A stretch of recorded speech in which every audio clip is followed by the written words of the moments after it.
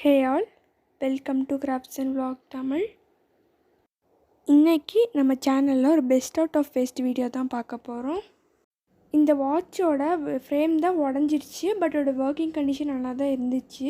இப்போ அதை ரீக்ரியேட் பண்ணலாம். அதுக்கு வந்து நான் ஒரு சிடி வச்சுருந்தேன். அதிலேருந்து டேப் ஒட்டிட்டு அதை எடுத்துட்டோன்னா நம்மளுக்கு ஷைனிங்காக கிடைக்கும். அதிலேருந்து நான் ஒரு ஹார்ட் ஷேப்பில் கட் பண்ணிக்கிறேன். எனக்கு வந்துட்டு இது பிடிச்சிருந்துச்சி அந்த கலரு. ஸோ அதனால் இதுலேருந்து ஹார்ட் வச்சுட்டு முள்ளுக்கெலாம் ஒட்டினா நல்லாயிருக்கும்னு எனக்கு தோணுச்சு. அதனால் இப்படி நான் பண்ணேன்.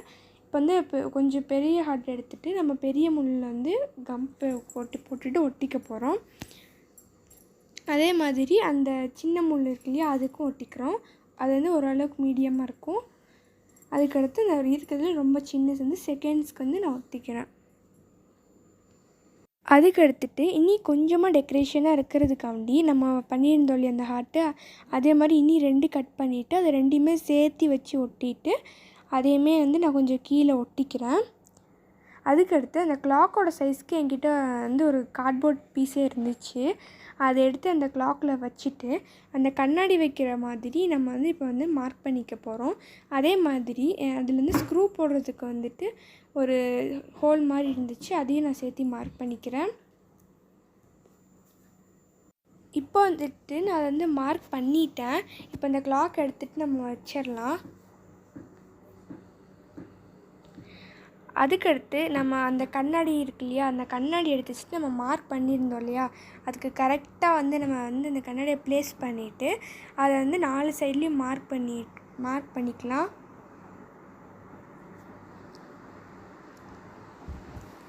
இப்போ வந்துட்டு நான் அதை மார்க் பண்ணிவிட்டு அந்த லைன்ஸ் போட்டுக்கிறேன். லைன்ஸ் போட்டதுக்கு அடுத்து அந்த நம்ம லைன் போட்டு வச்சுருந்தோட இந்த கண்ணாடி வச்சுட்டு அதுக்கு வந்து உள் சைடு வந்துட்டு ஒரு 1/2 சென்டிமீட்டர் அளவுக்கு வந்துட்டு கேப் விட்டு லைன் போட்டுக்கோங்க. இப்போ நம்ம லைன் போட்டது வந்து ஒரு பிளேடு யூஸ் பண்ணி நான் வந்து கட் பண்ணிக்கிறேன்.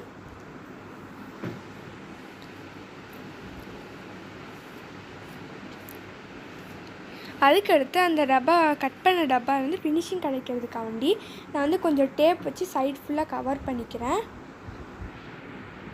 அந்த 2 சைட்லேயும் கட் பண்ணிட்டிங்கன்னா நம்மளுக்கு ஒட்டுறதுக்கு ஈஸியாக இருக்கும்.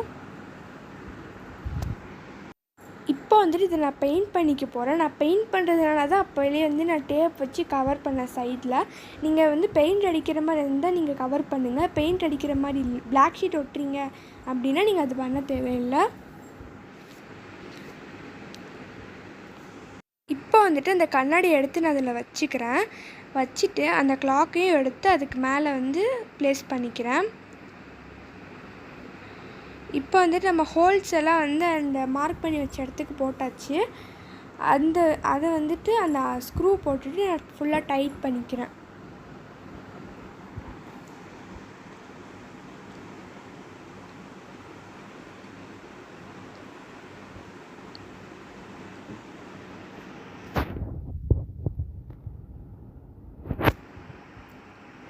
இப்போ வந்துட்டு நான் ஃபுல்லாக டைட் பண்ணிட்டேன். இப்போ அந்த ஸ்க்ரூ போட்டதுனால தான் அது 2மே வந்துட்டு நல்லா ஃபிக்ஸ் ஆகிக்கிச்சு.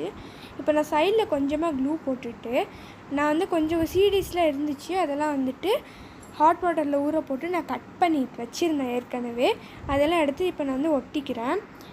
அந்த சைட்ஸ்லலாம் நீங்கள் பார்த்தீங்கன்னா நீங்கள் ஸ்ட்ரைட்டாக ஒட்டணும்.